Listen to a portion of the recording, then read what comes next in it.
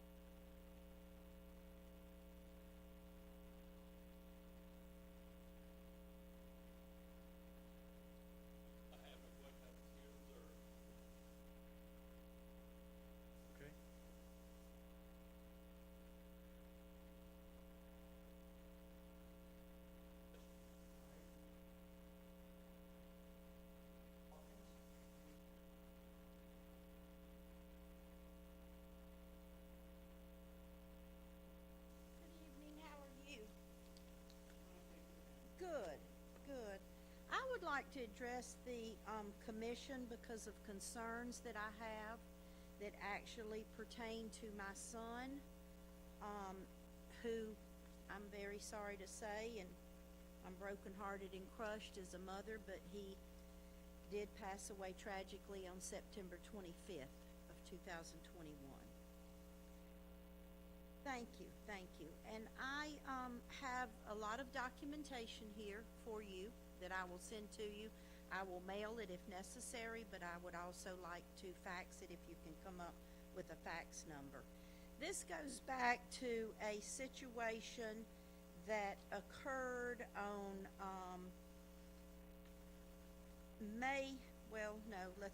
January the 11th, 2019, okay? There was a situation between Jeremiah, my son, and his girlfriend of North Augusta, and it turned into, on her part, an attack and a domestic violence situation, which we, living in Graniteville, South Carolina, did call 911. Jeremiah did have scratches all over his face, so forth and so on. The sheriff's department came, and he opted to not press charges. When she left, very intoxicated, and came back to her address in North Augusta, and I can give you that address, it's all right here, he did ride over and was never on the property, never had any altercation or anything to check to see if she got home okay. The police were called, they asked him to leave, which he did. He then rode down the road to see if her car had gotten there safely. At that time, and that was on January the 11th, 2019, North Augusta Public Safety pulled him over. He called me, and when I got to him, he was in the back of the police car in handcuffs, and I asked the public safety officer, "What are you charging him with?" He was in a public road. He had no drugs or alcohol on him. He is not charged with that, I guess. What are you charging him with? Their response to me was, "We don't know yet, but we'll figure it out." Okay, so that goes back to January the 11th, 2019. Following that, of course, as you do when you're 21, 22, 23 years old, you get back together and try to make it work because you think it's love. Okay, so the January 11th, 2019 trespassing charges that the public safety, I guess, quote, figured out that they would charge him with, even though he was on a public road in his car, never out of his car, they dropped it. Okay? Then the situation occurred that there was another breakup. Now, the homeowner of the trespass charges, who is Steve Darr in North Augusta, dropped the charges against him, signed the papers to drop them. Another breakup occurred. She said, "Please come by and bring me a Valentine card." And this was on February 17th, I believe, 2020, okay? When he went by and dropped her Valentine's Day card off, she was getting ready for a date with another guy. She called police and said he has a trespass charge against him already. Wasn't true because the papers had been signed. But he left, no problems, even took the card with him, didn't leave the card anywhere. And there was a warrant signed for him for trespassing through North Augusta. All right? When this occurred, we hired an attorney, James Snell, in Lexington, South Carolina. Okay? James Snell started communicating with your city attorney, Kelly Zayer, okay? And he started communicating February 17th, 2021. He has yet to hear back from him. He presented to him that a trespass warrant had been dropped.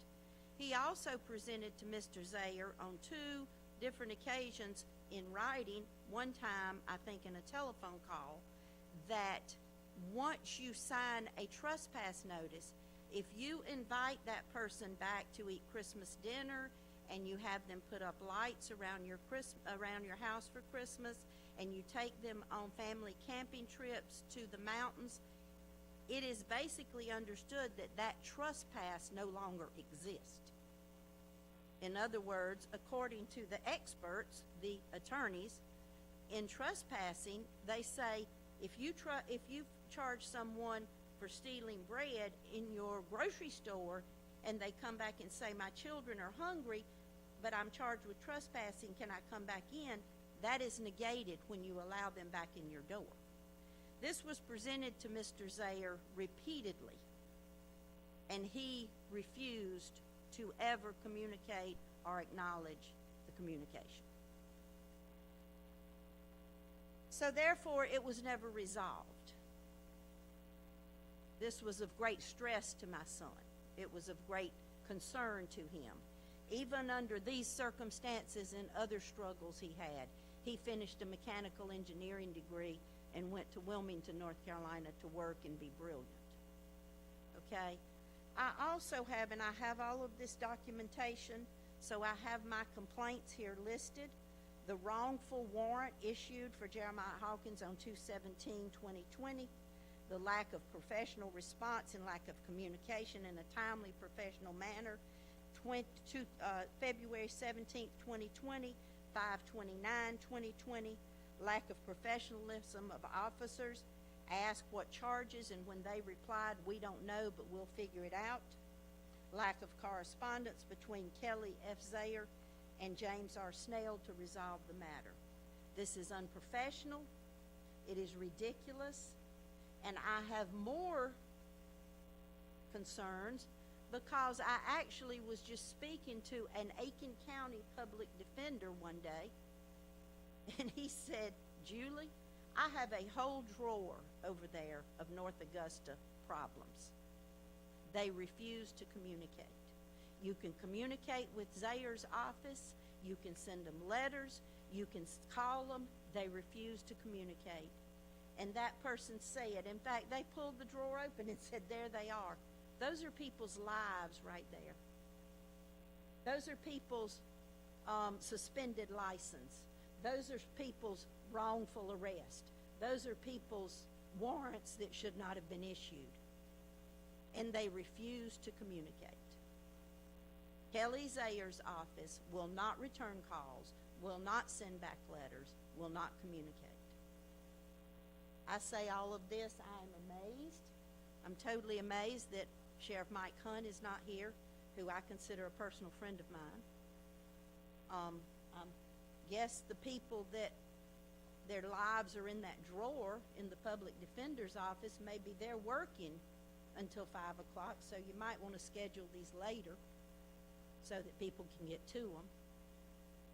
Or maybe they just don't have a ride because Kelly Zayer won't address their suspended license or something. I don't really know. But this is amazing to me that the city of North Augusta, with a beautiful municipal building like this, can treat people the way they have and nobody does anything. There's no holding accountable here. Okay? And that goes all the way back to, yes, my son should have left the residence. He never stepped foot on private property. He should have gone straight home. But we all make mistakes at 20 years old or 22 years old. But he was arrested and put in handcuffs, okay, for being on a public street, not driving reckless. And when I asked the police officers, 2 of them, and I have it taped on my phone, when I said, what are you charging him with, their response of, we don't know, but we'll figure it out. That's unprofessional in my opinion. Okay? I'm a school teacher.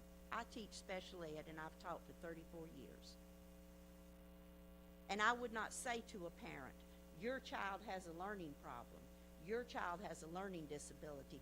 They can't read, and me respond with, I don't know why, but I'll figure it out. I'm more professional than that, and I expect the same thing from these folks.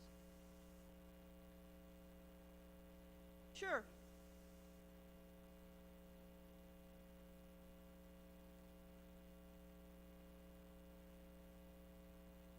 I hired an attorney to do that, and Kelly Zayer's office won't respond to an attorney.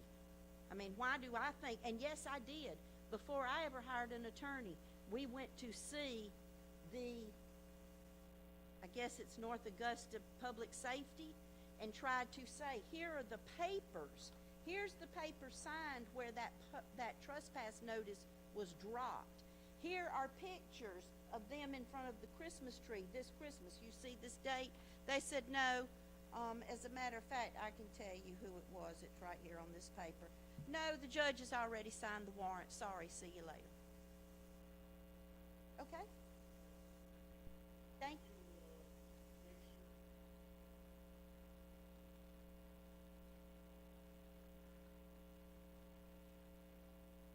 I appreciate that, and it's not at all a problem if I have to mail it to you. But I really do, I mean, I don't have any problem, and I will tell you my son made some wrong choices. But there was often times such as this that he was a victim, and it added to his depression. And I don't appreciate that, because now I'm a mother, and I don't have a child's hand to hold. So when it came up, and I just happened to see this today on the news, I said, doggone it, I'm going to represent Jeremiah. Because in this case, he was done wrong. He was done wrong by a city attorney. He was done wrong by law enforcement. And I don't appreciate that, because that's my kid. And just like you would stand up for your kid, I stand up for mine. Okay, thank you.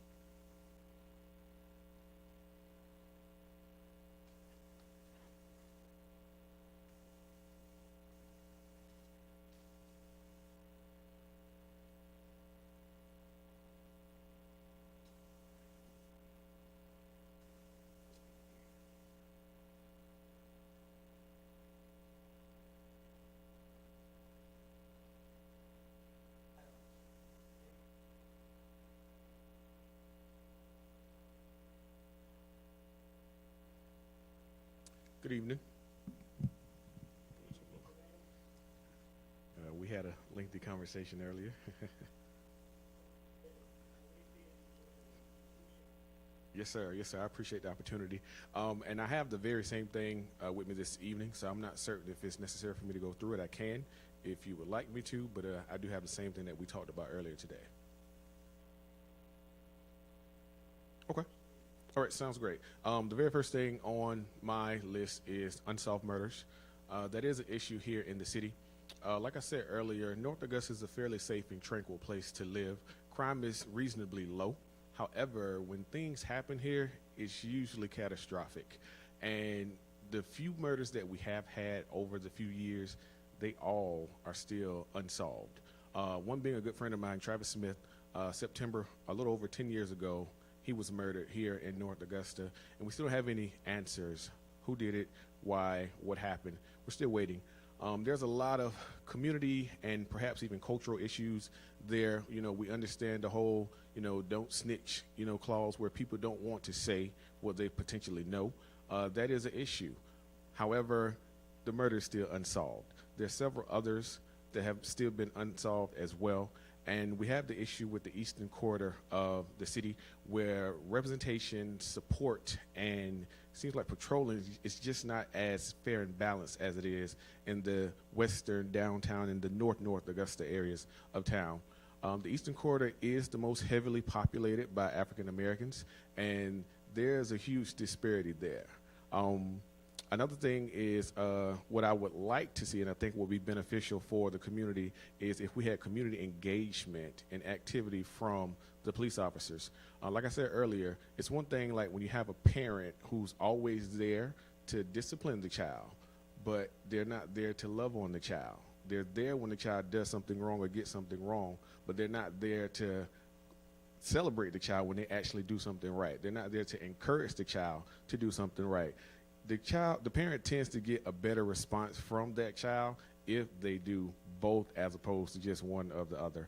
Another thing is I think we need to see younger officers on the streets here in the city.